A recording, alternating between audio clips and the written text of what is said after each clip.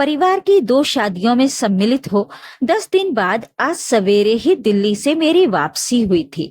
कुछ देर परिवार के साथ बैठकर चाय की चुस्कियों के बीच इधर उधर की बातें और शादियों के बारे में बताती रही।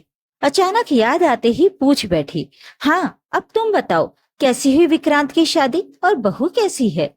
एकाएक सब गंभीर हो गए। मेरा बेटा बोला, बड़ा अनर्थ हो गया माँ। शादी के दूसरे ही दिन विक्रांत की मौत हो गई।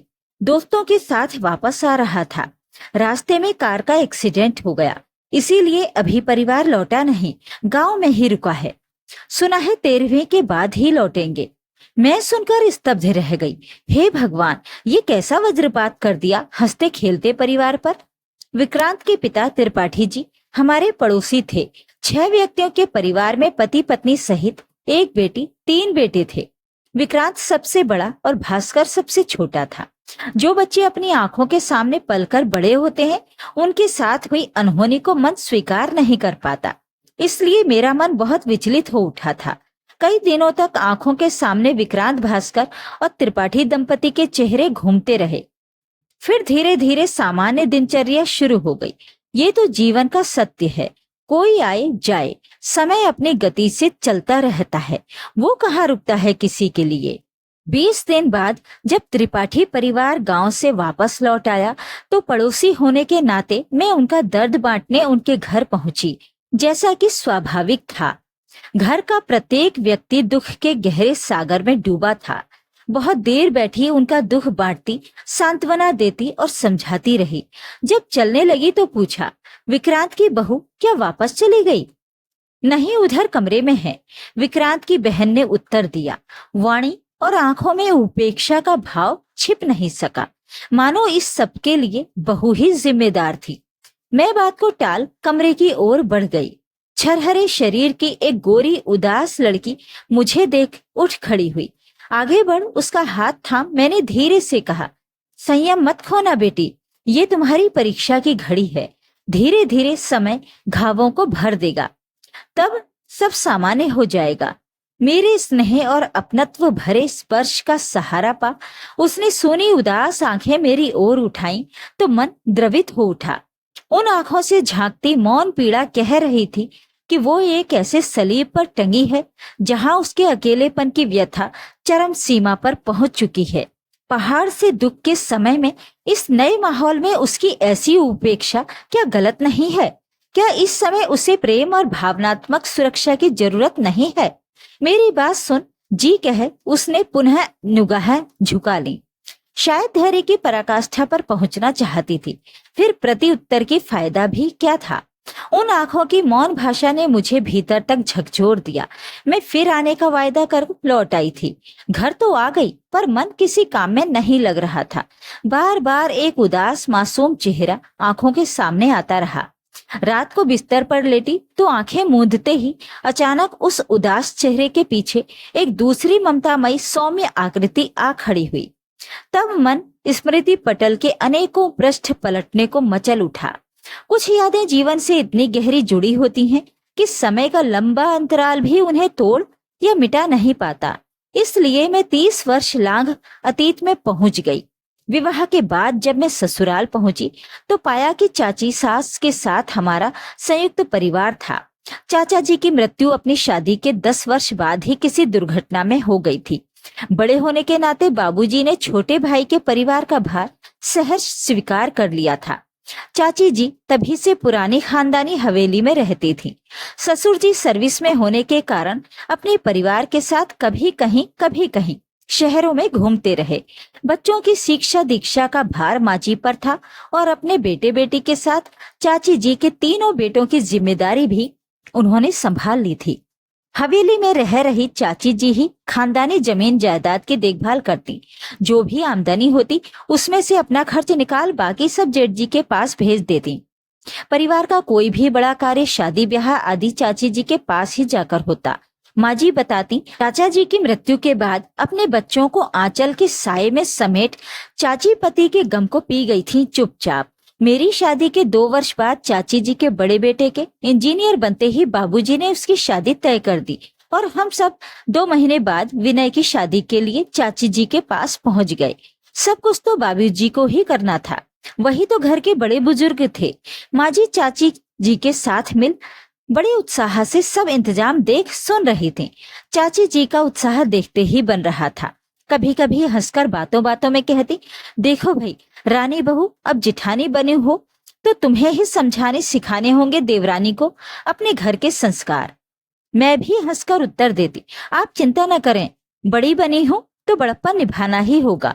यूं ही हंसी खुशी में बीच बारात जाने का दिन भी आ गया। बारात बस द्वारा आगरा से देहरादून जानी थी, इसलिए सुबह में ही मंगल गीतों के बीच बारात ने प्रस्थान किया। दिन मांगलिक रस्मों और रात हंसी ठिठोली और नृत्य संगीत में बीत गई। दूसरे दिन सवेरे ही मेरे पति का फोन आया। विवाह भली भांति संपन्न हो गया। बारात शाम 4-5 बजे तक घर वापस पहुंच जाएगी। घर में खुशी की लहर दौड़ गई। रात्रि जागरण की थकान और आलस से भूल नई बहू के स्वागत की तैयारियां शुरू हो गईं। चाची जी के चेहरे पर से तो खुशी छलक छलक पड़ रही थी। बार बार दृष्टि घड़ी की ओर उठ जाती, मानो समय बीत ही नहीं रहा। किसी तरह शाम के 4 बजे और अब जरासी आहट पर सभी की निगाहें द्वार की ओर पहुंचने लगी। धीरे धीरे 5, 6, 7 और फिर 8 भी बज गए। अब सबकी बेचैनी बढ़ने लगी थी। आखिर इतनी देर कैसे हो रही है? कहीं रास्ते में बस तो खराब नहीं हो गई? शायद रास्ते में चाय नाश्ते को रुके हों और मस्ती में समय का ध्यान ही न रहा हो। पर इतनी देर तो नहीं करनी चाहिए थी। जितने मुंह उतनी ही बातें। सब अपनी अपनी बुद्धि के अनुसार कह रहे थे। रात 9 बजे फोन आया, बस के साथ चल रही कार का एक्सीडेंट हो गया है, देर से घर पहुंचेगी। सबके चेहरे फक पड़ गए। चाची जी का रंग पीला पड़ गया, मानो शरीर से एक एक बूंद खून निचुड़ गया हो। वो पलटी और पूजा गृह का द्वार बंद कर लिया। पर हाय रे विधाता, तू न पिघला एक माँ की कातर पुकार पर भी।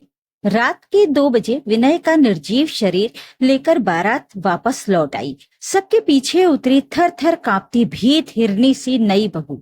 आंखें फाड़े विस्फारित नेत्रों से पति के निर्जीव चेहरे पर दृष्टि गड़ाई। लाल जोड़े में वो नवविवाहिता चुपचाप आ खड़ी हुई। पर आरती का स्वागत थाल सजाने वाली सास पूजा गृह का द्वार बंद किए बैठी रही। कैसा हृदय विदारक दृश्य था। बहुत पुकारने पर भी चाची जी बेटे के अंतिम दर्शन को भी बाहर नहीं आई। 4 दिन पूजा गृह यूं ही बंद रहा। तब 5वें दिन ससुर जी ने द्वार पर जाकर पुकारा, छोटी बहू दरवाजा खोलो। कुछ क्षण बाद द्वार खुला। भावहीन मुख और सोनी आंखों के करुण क्रंदन को सहने का ताव किसमें था भला। बूढ़े जेठ छोटी बहू के सिर पर हाथ रख रो पड़े। सांत्वना के शब्द तो मानो चुप गए थे। द्वार तो खुल गया था पूजा गृह का, किंतु चाची बाहर नहीं आई थी। वहीं चटाई पर आंखें मूंदे पड़ी रहती, न खाना न पीना। माँ जी जब बहुत जोर डालती तो कभी चाय कभी नींबू पानी ले लेती बस। उधर नई बहू ऋतु का हृदय रिश्तेदारों और आने जाने वालों के दबी जवान में कहे व्यंग्य बाणों से छलनी होता रहता। पर वो पत्थर बनी सजल नेत्रों से पृथ्वी को निहारती चुपचाप बैठी रहती। 8 दिन यूं ही बीत गए। उस दिन ऋतु के पिताजी ने उसे वापस ले जाने का प्रस्ताव रखा तो मुझे चाची जी से पूछने भेजा गया। बड़ी हिम्मत जुटाकर मैंने चाची से पूछा तो एक वाक्य में उत्तर मिला, अभी नहीं, 13वें के बाद। 13 दिन कैसे कटे बताना बहुत कठिन है। 13वीं के दूसरे दिन सवेरे जब मैं चाची जी के लिए चाय लेकर पहुंची तो वे बैठी थी, किंतु सूजी लाल आंखें बता रही थी कि वे रात भर सो नहीं पाई हैं। प्याला हाथ में थाम वे थके स्वर में बोली, बहू रानी अब मुझमें तो शक्ति नहीं है। जेठ जी, दादी, समधे जी और नई बहू को यहीं लेवा लाओ। माँ जी सबको ले चाची के पास पहुंची और सब नीचे बिछे फर्श पर ही बैठ गए।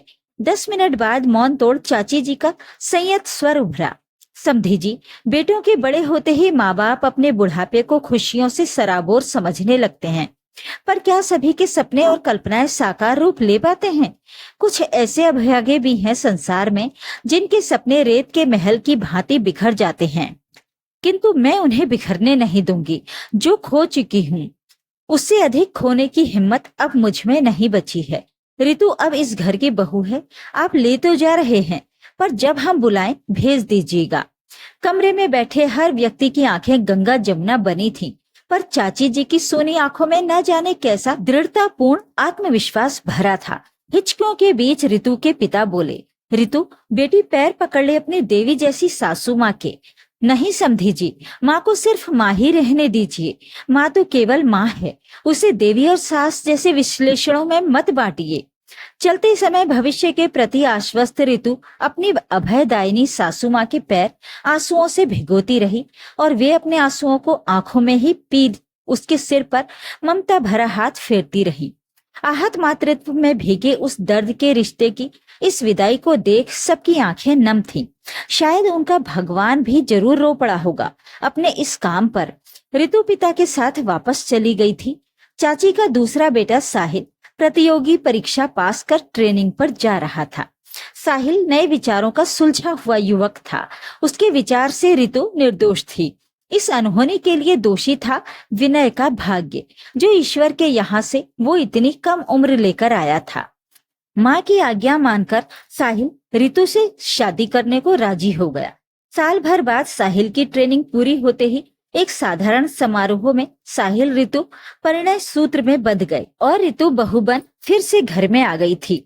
प्रत्येक व्यक्ति आश्चर्यचकित था। इस उम्र में रूढ़ियों और अंधविश्वास के विरुद्ध इतना सशक्त साहसिक कदम उठाने की प्रेरणा चाची जी के मन में आई कहाँ से? वे धीरे धीरे अंतर्मुखी होती गईं, पर बहू ऋतु को ये एहसास कभी नहीं होने दिया कि वो घर में अवांछित है। हर कदम पर वे बहू बेटे की ढाल बन खड़ी रही। इस शादी के बाद कभी किसी ने विनय का नाम उनके मुंह से नहीं सुना। कभी जिक्र आ भी जाता तो वो बहाने से टाल जाती। कभी कभी एकांत क्षणों में शायद विनय उनकी ममता को झकझोर जाता, तब उनकी आंखें अनायास ही भीग उठती। ऐसे समय यदि कोई पूछ लेता क्या हुआ माँ जी, तो वे सहजता से कह देती शायद आंख में कुछ गिर गया है। 2 वर्ष बाद जब ऋतु की गोद में बेटा आ गया था तो उनकी आंखों में शांति तिर आई थी। बेटे के गम को वे पी तो गई थी दुनिया के सामने, पर सत्य ये था कि उस आग में वो तिल तिल मर रही थी। स्वास्थ्य निरंतर गिरता जा रहा था और 3 वर्ष बाद अपने गम को हृदय में संजोए वे बेटे की खोज में अनंत यात्रा पर चली गईं। उनकी मौत की खबर पाकर माँ जी रो पड़ी थी। चलो अच्छा हुआ, अपनी लाश ढोने से मुक्ति तो मिली छोटी को। ऋतु साहिल आज सुखी दाम्पत्य जीवन बिता रहे थे। एक बेटा बेटी के साथ छोटा सा सुखी परिवार है उनका। पर सासू माँ का जिक्र आते ही ऋतु की आंखें भीग जाती हैं। पराई बेटी के लिए इतना दर्द कि अपना दर्द और गम समेट दिल के किसी गहरे अंधेरे कोटर में दफन कर दिया। ऐसी महान ममतामयी नारी की यादें संजोते संजोते अपनों का ही नहीं परायों का भी मस्तक झुक जाता है। काश इतनी शक्ति और हिम्मत सभी में होती तो आज विक्रांत की बहू जैसी अनेक लड़कियों को ना तो दोषी माना जाता समाज में, ना ही वो किसी अपराध बोध से ग्रसित होती। तो ये थी आज की कहानी। इस कहानी के बारे में अपनी राय कमेंट बॉक्स में जरूर लिखें। वीडियो को लाइक और शेयर कर दीजिए। चैनल को सब्सक्राइब जरूर कर लें ताकि आपको रोज अच्छी अच्छी कहानियां सुनने को मिल सकें। तो फिर मिलते हैं एक और कहानी के साथ। नमस्कार।